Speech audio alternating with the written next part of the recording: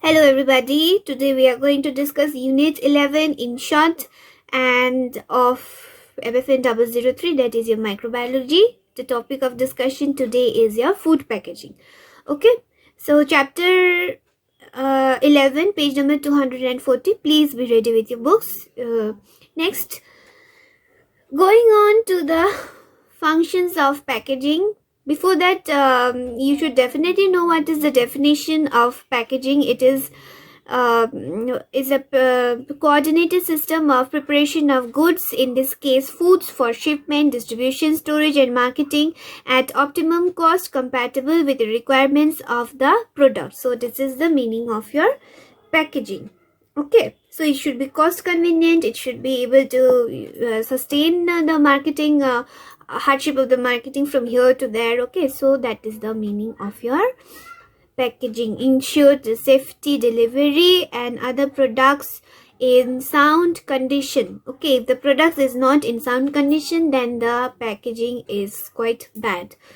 Okay, so however, before deciding upon the kind of packaging material to be used, we must remember that the requirements of packaging in order to be commercially functional include that point number 1 is it must contain the product. For example, in case of cold drinks, a bottle meant for 1 liter of drink should be able to hold and contain the quantity of the liquid as well as keep them secure until they are used. Next, point 2, it must protect the product. This is the most important function. For example, in case of biscuit, the waxy covering that we see protects them from moisture, dust as well as contaminants during the distribution and use. Okay. 3, it must sell the product. For example, sweets which are meant specially for children must be attractive to look at. That means depends upon the packaging. How packaging is also a part of marketing here. So the more attractive the packaging looks, the more faster it will sell. Okay, it should be reaching out to the customer, those who are buying. For here example is given of sweets, and the customer here buying these sweets are your little kids. Okay, so they will find it attractive, they will definitely buy it. Number 4 is it should relate to the cost of the product packed. Expensive boxes must not be used in products that are not so expensive to help in keeping the cost down. Okay, it must be convenient throughout production, storage and distribution. Fruit juices in Tetra Pak are easy to open and dispense. Okay, and it also helps to minimize the food contamination and the food spoilage. Okay, so prevalence to packaging, you have in page number 242 you have illustrations. Okay, functions of packaging, it is giving in a tablet, sorry, in a flow, in a data flow kind of thing. So contain the packet, protect the product, assist in marketing, ease of usage and dispensing and disposing, increase the shelf life of the product and provide for consumer convenience. Okay, so next you have what it leads to the package design, all this you can just go through it. Okay, so not explaining it into detail. Now we find what is important here is page number 244, that is the classification of your packaging materials. Okay, we have two type of classification. One is your flexible package and one is your rigid package. Okay, just reading it short, a package capable of being deformed by hand, including being bent, flexed and twisted, it is your flexible package. Okay, and it contains your papers and also your polyethylene packets. Okay, so very common. Table 11.2 and 11.3 are functions of packaging. Okay, 11.2 11.2, not 11.2, sorry, it is 11.2. Yeah, 11.2 is the types of board and uses: whiteboard, paperboard, fiberboard and chipboard, laminated paperboard.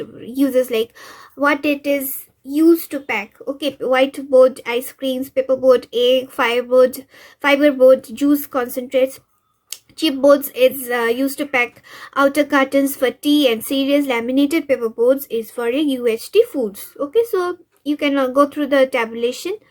Then we have your polyethylene packets. Okay, so here there are just various types of polyethylene, so you can just go through it. And 11.3 common laminated films used for food packaging, type of laminate and typical food application. What is the type and in which kind of food it is applied. Okay, so just go through it. Page number, okay, sorry, the page number here will be 249. Okay, 249, table 11.3, that is for your polyethylene package. Next, move on to rigid packages. So rigid, what is the meaning of rigid packages? Rigid packages are packages that needs to be transferred far, packages which requires extra care. Okay, so they needs to be rigid. For example, they are your metal containers, aluminium containers, chromium steel cans, glass containers, wooden containers, polypropylene and polyethylene drums, crates and boxes. Okay, so this consists of your rigid packages. Okay, so you can go through it. There are a few definitions is given, few examples is given, so you can always go to page number 250. Next is your retail and shipping containers. Okay, so retail or shipping container is different, or it's written retail or shipping, but they have two different meanings. So retail, they have no marketing functions, used only during transportation and distribution. These are your shipping containers. Okay, for example, gunny sacks, textile bags, wooden containers, metal crates, barrels, drums and sacks. After it is unloaded, then it is discarded. Okay, they do not have any marketing functions. Newest a type of your shipping containers is your intermediate bulk containers, or IBC, which is in use. They are large boxes made from plastic or corrugated fiberboard and large bags made from woven plastic fiber. Okay, so this is important. This is an example. You can always elaborate under shipping containers. It will come in handy. Next is your retail containers. Containers which protect and advertise the food in convenient qualities for retail sale and home use storage are called your retail containers.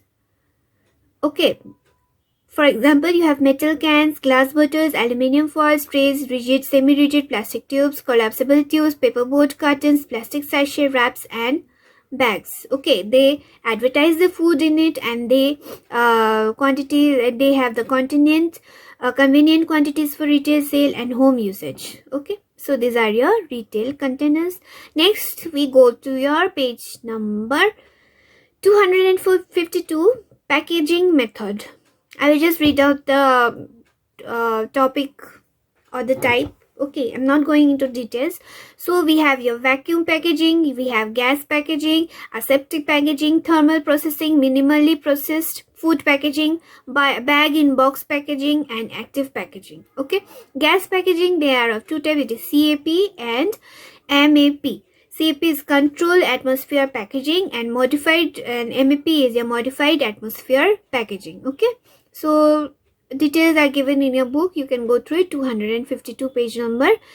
Moving on to interactions between packaging and food toxicity hazard. Page number 257. Okay. Toxicological effects of interaction between food and the packaging materials, and also the effect of such interactions on the shelf life and sensory quality of the food are extremely complex. The main aspects that are being intensively studied are lacquers and coatings for metal containers to prevent interaction of food acid, anthocyanins, sulfur compounds and other components with steel, tin or aluminium. The migration of plasticizers, pigments, metal ions and other components of plastic packaging into food, the migration of oils from foods into plastics, and the interaction of package and food under different processing conditions. That means the packaging thing and there should be less amount of interaction between the food and the package product that is used in the packaging. Okay, toxicity level should be less and food hazards should be maintained. Okay, the package The product that is used for the packaging should cause minimum amount of toxicity or no toxicity, and hazard also should not be there to the food that is already in the package.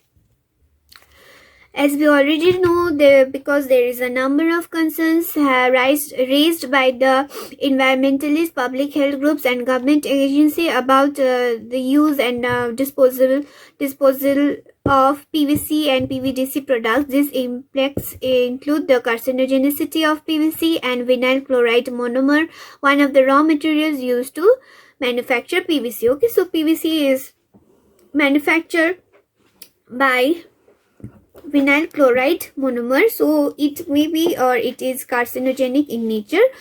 So this has to be stopped. The migration of carcinogenic compounds and endocrine disrupts out of PVC and PVDC products and into food packaged in this material. Okay, acid rain problems arising from the incineration of chlorinated compounds such as PVC. Then we have PVC's role as a contaminant in undermining the recycling of polyethylene terephthalate PET, a resin commonly used to make soda bottles. Okay, so these are the challenges which is being faced by the disposal of PVC products, okay, and the packaging of food with the PVC products. Okay, next we have biodegradable materials and environmental issues. Okay, Bureau of Indian Standards has formulated FS is to 14534 guidelines for recycling of plastics and IS is to 14535 recycled plastics for the manufacturing of product designation. The defined symbols or numbers designated for various plastics are PET, PET, HDPE, V, LDPE, PP, PS and others. Okay, so when we use something, when we use plastic or any other product or packaging product, we generally try to recycle it. Okay, so for example, when you have metal cans also, we try to do something with the metal can, right? We just do not throw the metal can. Everybody doesn't do that, but in order to make a little less litter in the environment, we try to reuse and recycle the metal can. Okay, so in case of plastic, we can do the recycling or process, but it has to be done under the Bureau of Indian Standards. Okay, so certain guidelines has to be followed. So when we look up, if we look up to the BSI guidelines, you can always find it. So what are the particular recycling methods of these plastic that fall under the BSI guidelines? Okay, so they are PET, polyethylene terephthalate, high density polyethylene HDPE, vinyl polyvinyl chloride V, low density polyethylene LDPE, polypropylene PP and polystyrene PS and such and others which include such as polycarbonate. Okay, so degradation of packages can be either through biological agents or light photo degradation. Biodegradable materials are degraded completely by microorganisms in a composting process to natural compounds and biomass. Okay. Another method used for the production of the environment is the use of eatable films such as cellulose and its derivatives and proteins from plant or animal sources for food packages. Eatable packaging is thin layer of edible materials coated on a food item or preformed on or between food ingredients. These can be consumed along with the food and thus are environmental friendly. Such as eco-friendly packaging must have the following criteria: to provide the hygiene and healthy foodstuffs, reduction in pollution load, efficient use of non-renewable energy sources, to pressure agroforest resource, land and water, and recyclability leading to the recovery of energy. It few years back it was not possible now, but now in our recent times, we have lots of biodegradable packages, we have lots of biodegradable packs. Okay, even the use of plastic is, controlled to a effective amount. Okay. Now, for example, I do not talk about the planes, because in planes also there people are still using plastics, but in hills, okay, if you go to the hills, you will see very less amount of plastic is being used. Okay. And even in the plastics, the plastics that have come out, the black color plastic, they are environmental friendly, they are biodegradable plastics. Okay, so these can be substituted, this can be the substitute for the plastic that has been used for a longer period of time. Okay, so as to not harm the environment. Okay, next we go on to the labeling requirements and barcoding. Labeling requirements and barcoding. The mandatory requirement are name of the food, list of ingredients, declaration of food additives, name of address of manufacturing units, importer, country of origin, net contents and drain weight, lot, code, batch, identification number, date of manufacture and packaging, date marking, that is expiry date and best before date. Okay, and instruction for use. So these are the mandatory requirement that needs to be there on a food package. If it is not there, if one of the list is missing, then the food the package or the food cannot be practically sold. Okay, or it cannot be marketed because it does not fulfill the criteria. Next, you have the nutritional labeling and nutrition claims. Okay, so it is similar to the mandatory requirements of the labeling of food, but nutrition package, this, there is a certain table which will consist about the nutritional information of the food. So wait. For example, this is a food packet. Okay, so here is the nutritional information of the food. So here you will find out precisely what is written, like how much energy per serving and per 100 gram. Okay, it is always given in two types, like per serving how much it is giving, and per 100 gram how much it is giving. You have energy, you have fats, total saturates, carbohydrate, fiber, protein, salt, sodium, whatever it is. Whatever nutrient is there in the food, it is always labeled here. Okay, so label reading is very important when you're going out and buying food products. Okay, you have nutritional information here, and then you have your nutritional facts here. Okay,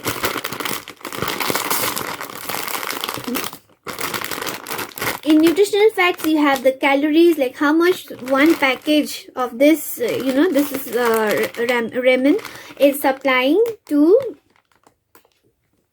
you. Okay, if you consume one whole packet of this ramen, then what happens? You will be gaining 550 kilocalories. How much amount of fat you are consuming? If there is cholesterol, yes or no, sodium, total carbohydrate, and in type of total carbohydrate, is there dietary fiber added, is there a sugar added, protein, how much protein. Okay, so this is the nutritional facts, and this is nutritional information which is very important for health conscious people. And if you look at the package, what I was talking about before, you see the ingredients here. If it is not clear, then it's okay. If you have any other product, you can obviously find. You will find the ingredients. You will find everything that is here. You will find the batch number. You will find if it is licensed or not. For example, food license FSSAI is very important. License number you will be finding. Imported, who is importing the food, what is the manufacture date, expiry date, and the address of the where it is manufactured. Okay, so these are your nutritional labeling and labeling requirements. Okay, moving on to your coding. Coding of food products. Coding denotes assignment of numerical, alphabetical, or symbolic identifying marks to the container, packaging material, or articles to provide information concerning the qualities of the content or container or date, plant or line in which manufactured. Okay, barcoding, commonly used in packaged food coding. It is also known as a UPC or Universal Product Code. A barcode is a series of bars and spaces arranged according to the encodation rules of a particular specification in order to represent data. It is machine readable.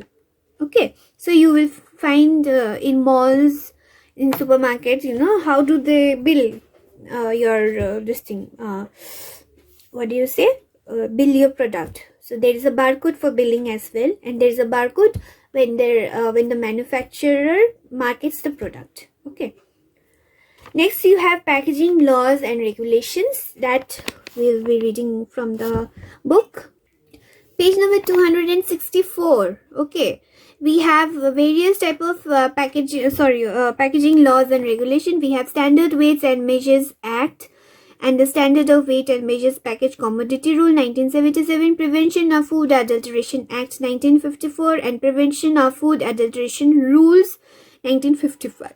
Food Products Order 1955, Meat Food Products Order 1973, AgMark Rules, Bureau of Indian Standards. Okay, so accordingly all these are different. Okay, so for meat you have a different act, for fruits you have a different act. Okay, for standard weights and measures you have a different act. So you just go through it, and according to the question asked you have to answer them accordingly. You cannot like just write down each and everything. If the question says you give some packaging, write down the name of some packaging laws and regulation, and give some points, so you can write any one of them. But if it is asking you according agricultural products, then you have to write down the AgMark rules. Okay. Then adulteration, if it is asking you about the adulteration, then you have to write down about from the Prevention of Food Adulteration Act. So with this, I would like to conclude this class. In next class, we will be discussing Unit 14. So thank you.